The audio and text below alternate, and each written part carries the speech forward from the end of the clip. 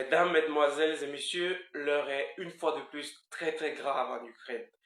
Voilà, les grandes villes ukrainiennes qui sont en train de tomber les unes après les autres. Vous écoutez dans les médias, actuellement, il y a combien de grandes villes qui ont déjà été perdues? Kherson a été perdu, Barmoun a été perdu, Mariupol, ville martyre. À présent, on parle de Pokrovsk. Et pendant ce temps, les médias vous distraient.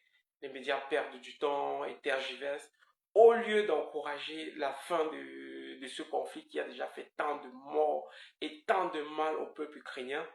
Dans les médias, on vous galvanise, mais dans quel intérêt? Honnêtement, qu'est-ce qui peut motiver un président, qu'est-ce qui peut motiver des gens à laisser le territoire se vider ainsi, perdre sa population sans jamais chercher réellement à aller vers la paix? Je ne sais pas ce que vous en pensez, mais c'est vraiment très sale pour l'humanité. Dites-nous ce que vous en pensez en commentaire. Abonne-toi, je suis Monsieur l'Africain pour décrypter l'actualité avec vous. Pokrovsk, une ville devenue aujourd'hui le symbole de cette guerre et peut-être une obsession même pour le chef du Kremlin. Et c'est Volodymyr Zelensky qui, hier, nous explique pourquoi Poutine veut absolument conquérir Pokrovsk, quel qu'en soit le prix d'ailleurs.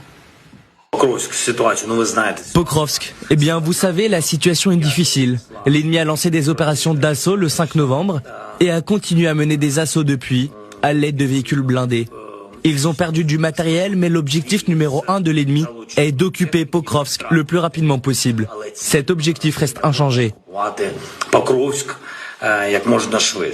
Le nombre d'attaques en témoigne, 220 attaques ont été menées contre Pokrovsk en 3 jours.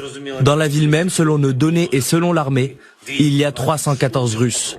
Quant à la formation à la périphérie qui avance dans cette direction, vous savez qu'elle est importante. On l'écoutera, le président ukrainien Michel Dzerzhinsky qui indique dans ce même point presse que Poutine veut impressionner Donald Trump en ayant une grande victoire et que cette grande victoire, ce serait Pokrovsk. Je pense pas que ça va impressionner Donald Trump. Je pense que Donald Trump, il se laissera impressionner par d'autres choses que par la prise de Pokrovsk. Je pense que ça, c'est de la communication russe au sens strict du terme. Je pense qu'aujourd'hui, ce qui impressionnerait Trump, ce serait que Vladimir Poutine se mette à la table des négociations et qu'il puisse enfin en tirer quelque chose de concret. Je crois que c'est ça qui l'impressionnerait le plus. Mais aujourd'hui, je pense que Donald Trump a compris que ça ne se passerait pas.